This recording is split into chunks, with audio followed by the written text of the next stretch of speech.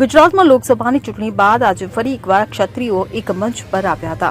રૂપાલા વિવાદ બાદ ભાજપ દ્વારા ક્ષત્રિય સમાજની અવગણના અને ક્ષત્રિય કરણી સેનાના ગુજરાતના પ્રદેશ અધ્યક્ષ રાજ શેખાવતની પાઘડીના અપમાન મુદ્દે આજે ફરી એકવાર અમદાવાદમાં ક્ષત્રિય સમાજનું મહાસંમેલન યોજાયું હતું. મળતી માહિતી મુજબ આજે અમદાવાદના કુંજાળમાં ક્ષત્રિય એકતા મહાસંમેલન યોજાયું હતું. આ સંમેલન ક્ષત્રિય કરણી સેનાના ગુજરાતના પ્રદેશ અધ્યક્ષ રાજ શેખાવત દ્વારા બોલાવવામાં આવ્યું હતું.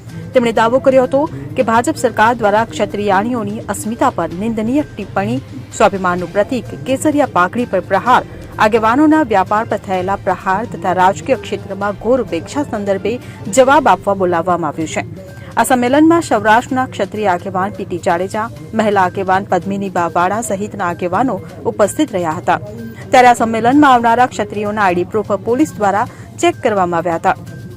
ત્યારે ગુસ્સે ભરાયેલા રાજ શેખાવતે ધમકી આપી હતી કે પોલીસ પ્રશાસન કાન ખોલીને સાંભળી લો, અમને મજબૂર ન કરો, નહીં તો અહીંથી વિધાનસભામાં કૂચ કરી દઈશું. મુખ્યમંત્રી અને ગૃહ રાજ્યમંત્રીના ઘરમાં ઘૂસી જઈશું. આમ રાજ શેખાવતે આ સંમેલનમાં ભાજપ પર આકરા પ્રહારો કર્યા હતા. સાથે ક્ષત્રિય સમાજને લોકોને એક થવા અને ધારાસભ્ય સાંસદોના ઘરમાં ઘૂસી જવા જણાવ્યું હતું. Bureau report CN24 news. હવે જુઓ દેશ દુનિયાની તમામ ખબરો તમારી આંગળીના ટેરવે. ઉઠાવો મોબાઈલ અને Google Play Store પરથી ડાઉનલોડ કરો અમારી CN24 ન્યૂઝ મોબાઈલ એપ.